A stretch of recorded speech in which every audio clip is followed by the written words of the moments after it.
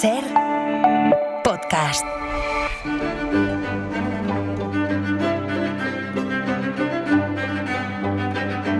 Hola Nieves, buenas tardes. Buenas tardes, ¿Qué Carlos. tal? Oye, recuerdo que esta semana estamos en modo serie, en este Acontece que no es poco, que tenemos el foco puesto en Francia, en una época, el siglo XVI, donde las guerras de religiones fueron especialmente salvajes, y el episodio de hoy, bueno, lo de hoy, ya lo anunciaba SER, es muy fuerte porque nos conecta con nuestra, ¿cómo digo eso? Con nuestra herencia borbónica, ¿no? Bueno, sí, bueno, es eso, directamente. Totalmente, sí.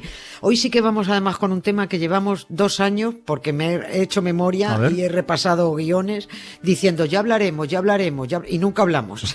Y como hemos abierto series sobre aquel traumático periodo en Francia con las guerras de religión que le tocó gestionar a Catalina de Medici en mitad del brutal enfrentamiento de las familias de los Guisa católicos y de los Borbones protestantes, pues viene cronológicamente a huevo hablar hoy de lo que tenemos pendiente, porque en los 2 días anteriores hemos puesto el contexto para poder atar cabos. Nos vamos al París de 1572. Era agosto. La ciudad estaba engalanada porque se iba a celebrar una boda el día 18 con la que se pretendía calmar la bronca que había entre las distintas facciones nobiliarias francesas, unas católicas y otras protestantes. Catalina necesitaba dar estabilidad a la corona, necesitaba pacificar el reino, quería que su hijo, el rey Carlos IX, tuviera la fiesta en paz. Los contrayentes eran una hija de Catalina de Medici, Margarita, más conocida después como la reina Margot, y por tanto hermana del rey de Francia. Y el novio era el rey de Navarra, Enrique III, Borbón. Pero a ver una cosa, con lo que estaba liado en Francia, ¿se estaba casando un protestante Borbón con la hija católica de Catalina de Medici? Sí, eso era. Y no solo católica, era muy y mucho católica. Sí. Era ferviente católica. Y se iban a casar sin renunciar ninguno a su secta. Ella seguiría siendo católica y él seguiría siendo protestante. Esa era la pretendida maniobra de Catalina de Medici en mitad de las guerras de religión en Francia para intentar abrir un periodo de paz. Bueno, para intentarlo, al menos. Era una maniobra, sí. Vale. Estamos hablando de que el novio era rey de Navarra y por tanto viajó a París, pues imagínate, con un importante séquito de su reino, todos hugonotes, protestantes, cosa que no iba a hacer ninguna gracia a la ultracatólica ciudad de París, partidaria de los Guisa.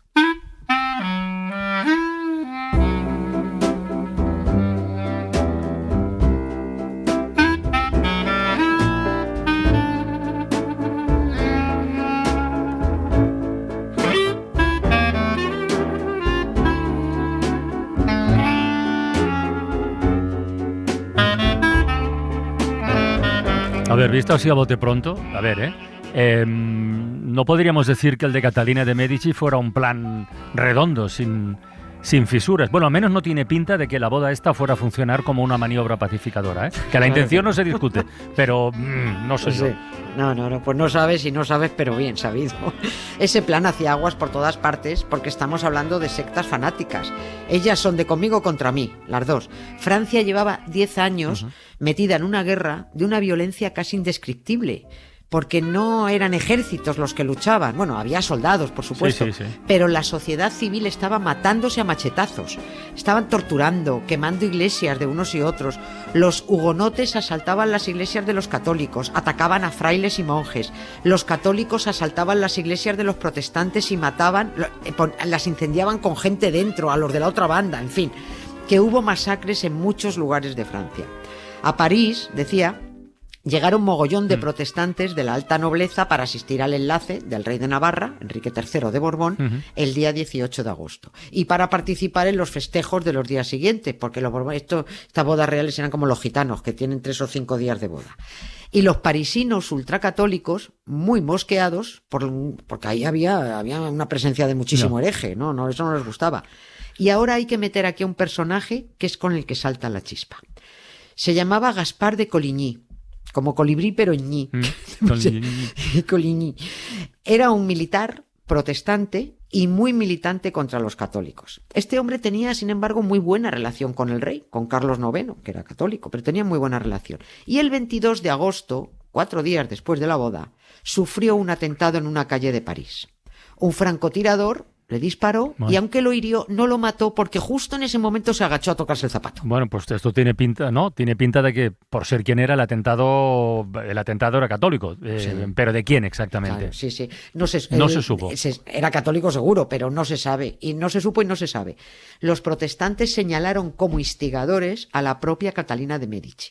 Otros dicen que al francotirador lo pagaron los Guisa. Otros que fue el duque de Alba. Hostia.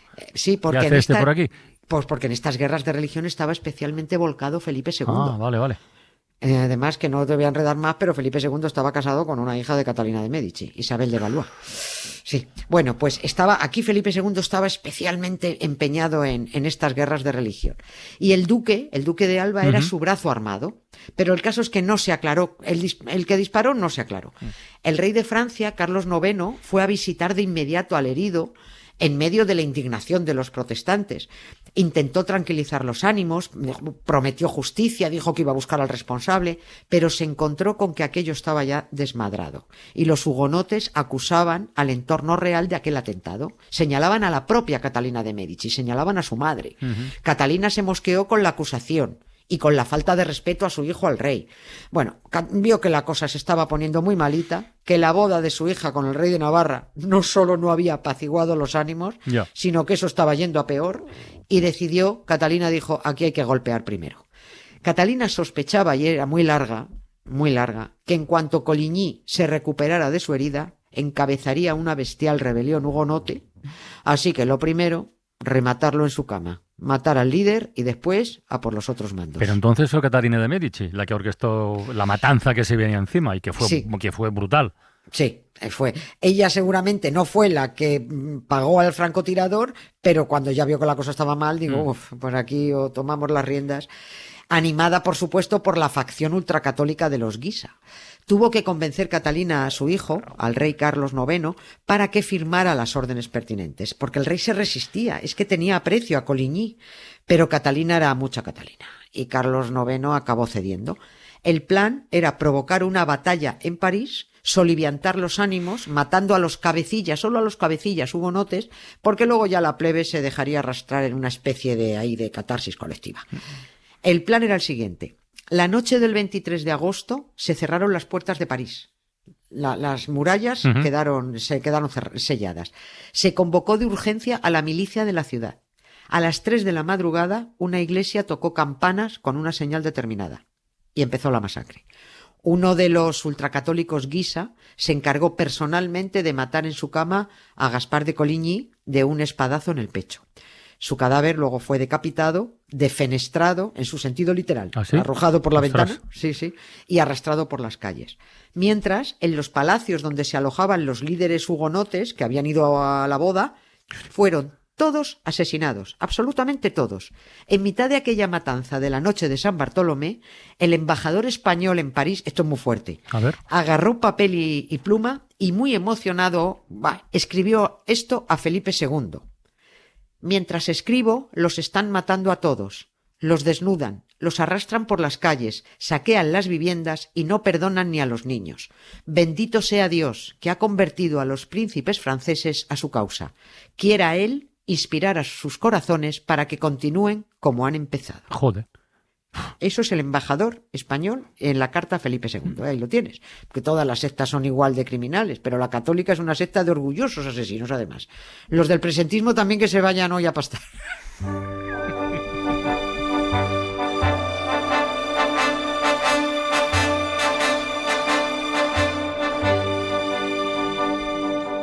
No, rien de rien. Non, je ne regrette rien. Ni le bien qu'on m'a fait, ni le mal, tout ça m'est bien égal. O sea que aquello no se quedó ni mucho menos en matar solo a los líderes hugonotes. ¿Qué va? O sea, la bola fue creciendo y creciendo y creciendo. Aquello se fue de las manos, porque cuando tú lanzas a fanáticos contra algo, los daños no pueden preverse. El rey Carlos IX intentó, cuando vio la que se estaba liando, intentó parar aquello, pero ya estaba todo absolutamente despiporrado. El 24 de agosto, París amaneció bañada en sangre. El Sena iba cuajado de cadáveres flotando. Pero la matanza no quedó en aquella noche de San Bartolomé. No. Saltó a otras ciudades de Francia y continuó durante los siguientes días. En París fueron asesinadas 2.000 personas. En total, en toda Francia, masacraron a 10.000. 10.000. En la corte española, felicidad absoluta. En la francesa, Catalina de Medici diciendo: yo creo que nos hemos pasado. Pues sí. Pero bueno, pelillos a la mar. Porque es que hasta el Papa de Roma nos ha felicitado, dijo ella. ¿Cómo que el Papa nos ha felicitado? Sí. O sea, ¿el Papa celebró la muerte de 10.000 personas? Pues claro. A ellos les pone mucho matar herejes. ¿Qué papa era? Gregorio XIII. No. Gregorio XIII lo celebró a lo grande. Montó misas solemnes en Roma, cañonazos, encargó hasta obras de arte para recordar aquella matanza de San Bartolomé.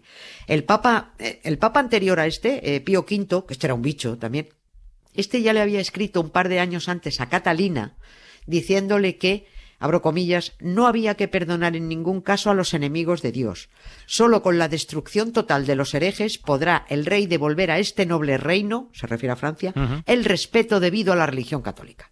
Esto ya es lo que le dijo, o sea que ya le estaba animando a decir: cargaros a los que podáis. A ver, Dios lleva 2000 años siempre en la banda de los asesinos. Da igual, cuando matan los católicos, ahí está él, animando desde la tribuna. Cuando matan los musulmanes, también el grande, que es el mismo Dios asesino, jalea a los chicos. Venga, matan más. Y ya no te digo nada cuando masacran los judíos. También está ahí Dios, que sigue siendo el mismo, pidiendo más sangre. Matadme más niños palestinos, que 10.000 se me hacen pocos. Y al margen de creencias, ahí están los datos que permiten afirmar que los seguidores de estos dioses asesinos no están bien. Son gente extremadamente peligrosa.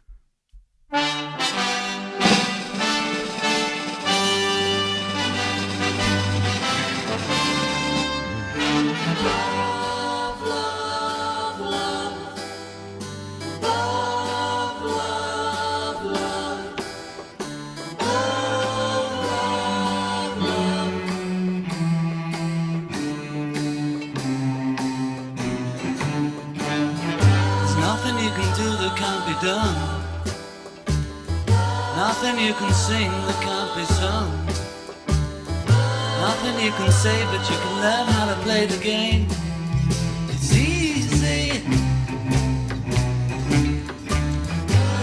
Oye, sí que necesitamos un poquito de amor, en mitad de este relato.